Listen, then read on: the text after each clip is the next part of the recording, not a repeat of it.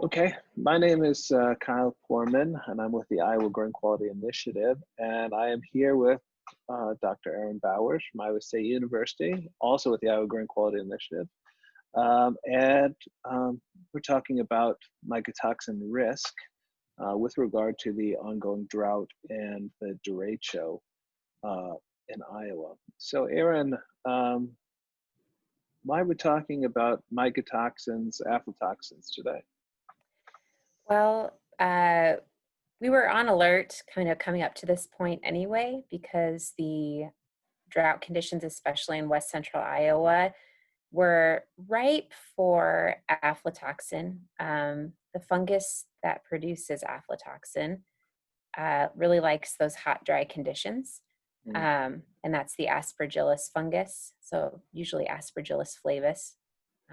Maybe I should backtrack a little bit and just tell people aflatoxins are in the class of mycotoxins, along with other different mycotoxins like fumonisin or deoxynivalenol, which some people know as vomitoxin.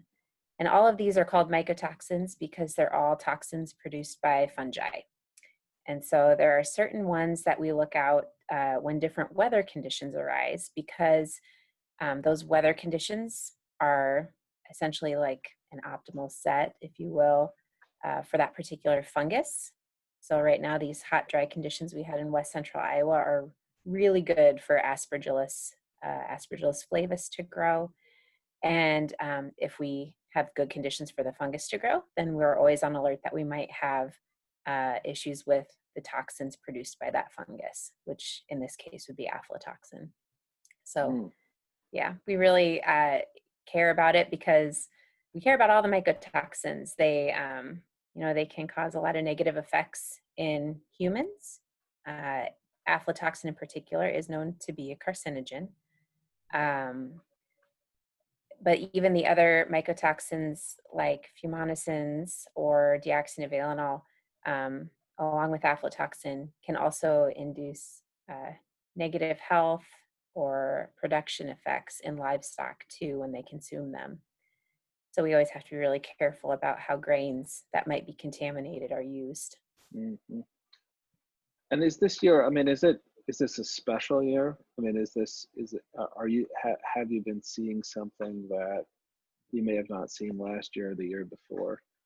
Yeah, so the Or, last couple of years, the conditions have actually been uh, more suitable for the fungus that produces vomitoxin, hmm. deoxynivalenol, Okay. um, which tends to be more of the cool wet.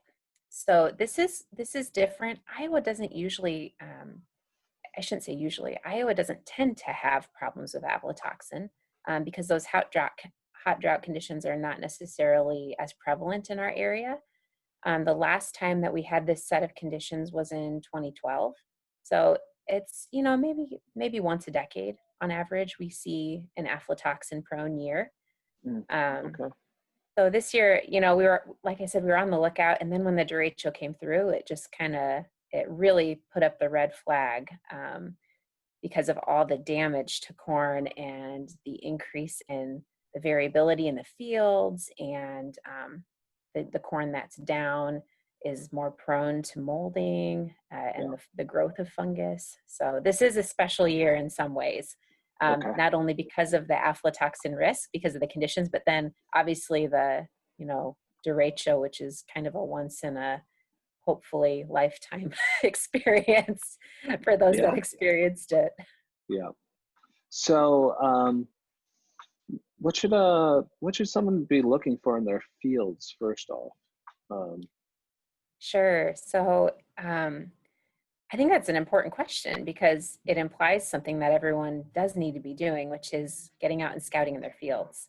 yeah. Uh, that's how you're going to be able to know if you have a problem. And I think um, one important thing to remember is just because you go out and scout now, that doesn't mean that the conditions may not change in a couple of weeks even.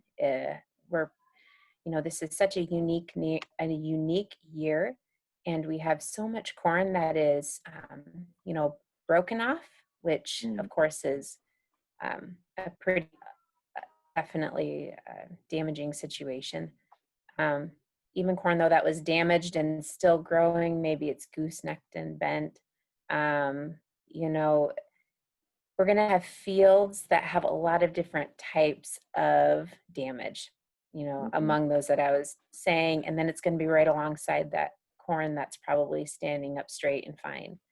And Yeah. so it's important to get out and scout all areas of the fields, especially in that kind of west central Iowa, and then in the area a little farther east, like central Iowa and then east central Iowa, where the derecho really flattened a lot of fields, um, because that damage to the grain, the stress on the plants, they're going to be dying down or drying down, or maybe they just broke off, and so they're kind of unnaturally have stopped their life cycle.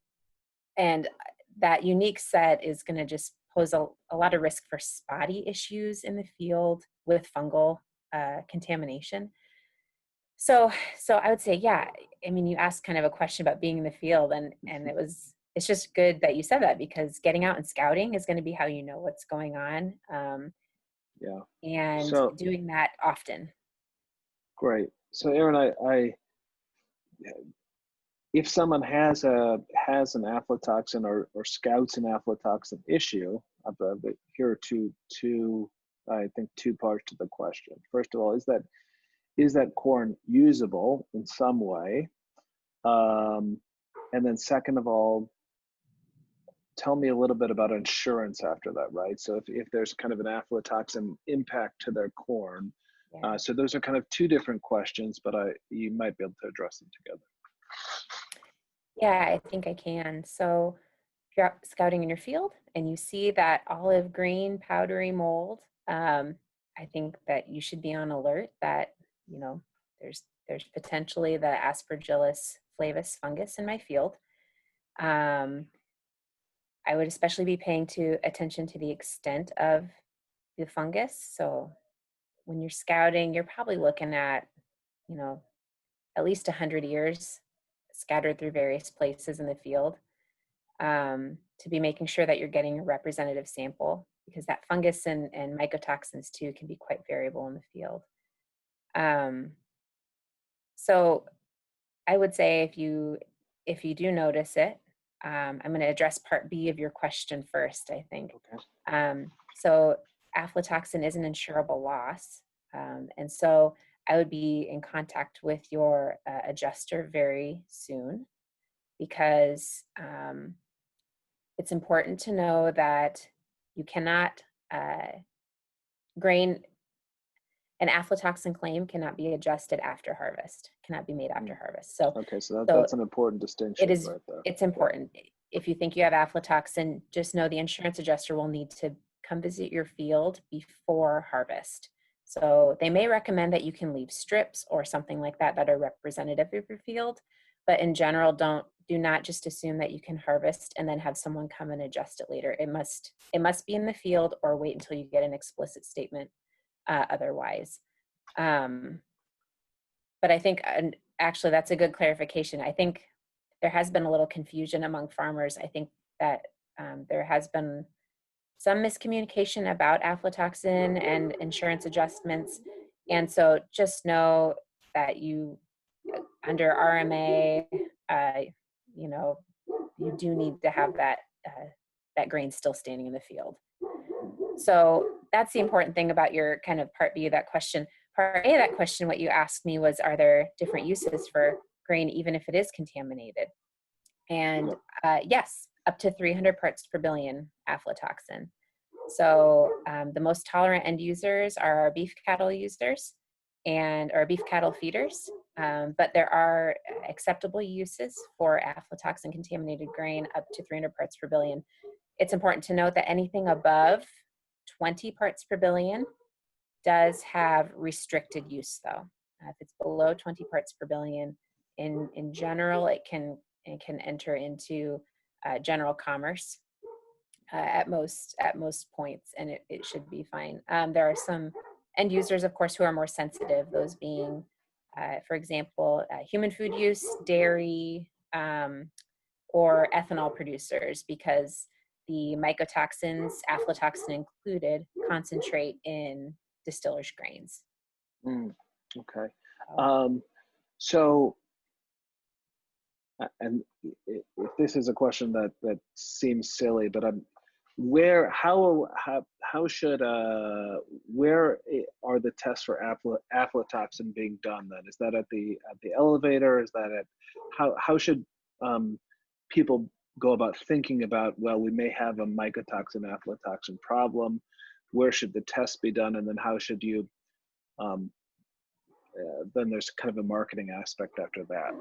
I don't know if that was sure. a good question, but that's my question. So testing is happening at various places along the supply chain. And I think this is a year, especially when points of first receipt will be doing more testing than normal and probably using rapid test kits, which give a typical value, quantitative value, within about 15 to 30 minutes, depending on the test and procedure used. So I do think I would recommend that, we be bringing more awareness by doing this testing. I think there's also a um, more of a liability than there has been in the past for grain handlers to be doing testing, especially under the Food Safety Modernization Act, which is kind of another topic in itself. But I will just mention that, under the Food Safety Modernization Act, um, there is an obligation to be aware of the risk for mycotoxins, um, which can be justified by, weather conditions. Um, I think there's also an obligation to ensure that the grain that you're handling gets to a safe end user, which is really where testing and those varying limits based on the livestock end use can be used to make some strategic marketing decisions. Mm, So the FDA is actually the where you can find the action levels. So the FDA action levels for aflatoxin are on the FDA website, and you can see the various different animal species and what they can tolerate in their feed. Um, so that's a good resource to be using. There are a number of different test kit manufacturers that produce rapid tests that can be deployed at the point of first receipt, and a listing of, if you're interested in FGIS's approval. FGIS does have a list of mycotoxin um, performance verified rapid test kits. And so mhm, you could Google that and you'd be able to find a list of the currently uh, performance verified, the ones included on the list currently in the manufacturers and all of that sort of thing. So that's a resource. There are also testing laboratories, and we have a listing of some of the regional testing laboratories, including Iowa State's Veterinary Diagnostic Lab, that can run mycotoxin analyses. And so it'd be essentially if you would like to send samples to an external lab for analysis. So those would all be some options. mhm. I think one really important thing to note, though, is that since mycotoxins can be so variable and um, you know the levels can be quite variable even among individual kernels, let alone among ears in a field. And so getting a representative sample is really key to getting an accurate result for the lot in question.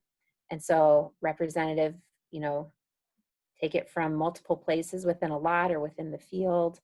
And then it has to be a large enough quantity to really be representative too. And for aflatoxin especially, since it's harmful at the level of parts per billion, that really looks like, a 5 to 10 pound sample of, Okay. whole grain. So, Okay. So just kind of summing up is that you kind of see a risk, a unique risk this year from yeah. aflatoxin, and that risk is kind of centered around the drought area and the derecho path. Um, what are you kind of looking for? Just summing up here, what are you kind of looking for over the next weeks into harvest that could affect um, the level of aflatoxin? Yeah, so little little bits of rain that provide surface moisture uh, sometimes can be just uh, moisture that the fungus can readily use to keep growing. So Okay. they have to be a little bit aware of that. Um, the crop is at a point now where, for the most part, any of those affected areas, uh, it's it's really starting to die down. And so Mhm. I think an assessment of people's fields and strategic and timely harvest is important. Keep in mind though that don't just harvest it if it's going to be sitting in a wagon wet. Make sure you have a place for it to go uh, and be dried. Okay. This is also not the year for low temperature drying because the optimum growth temperature for Aspergillus fungi is about 95 degrees. And so low temperature drying at, 100, is pretty much just giving the great conditions for the fungus to keep growing even while the grain is being dried. And if it's still growing, then it still has the opportunity to be producing aflatoxin. So I would say, timely harvest, rapid dry down, and then, making sure that you can handle any damaged grain. Fines, broken kernels, damaged grain are more likely to have mycotoxin issues. And so being aware that, the more damaged grain, the higher the risk in a lot of cases. Mm. That can probably help from an elevator standpoint, or anyone who's receiving grain. Low test weight can also be an indication of mycotoxin risk. So there are a few things that you can kind of pay attention to maybe assess if you need to dig further. But Uh, would there be any other recommendations you have that oh we? man, there's no. We're trying to pay attention, and I'm trying to make sure that we're getting some resources out as new news arises. Um, so you can pay attention to the Iowa State Integrated Crop Management blog, Iowa Grain Quality Initiative, iowagrain.org, and some other of our resources. If you'd like some pictures, for example, on scouting for ear rots like Aspergillus ear rot, you can check out the Crop Protection Network. They've got some good visuals and explanations.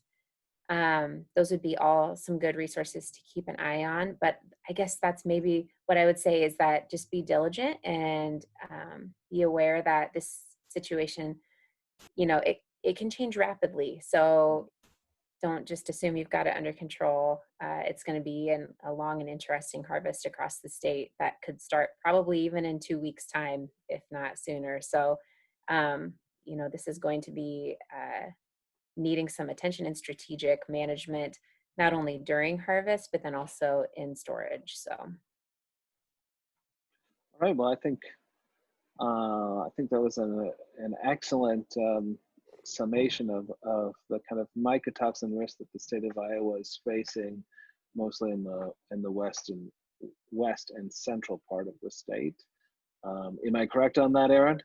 Um, okay, good. And I thank you so much, Dr. Erin Bowers from Iowa State University. And we will talk to you next time. thanks, Kyle.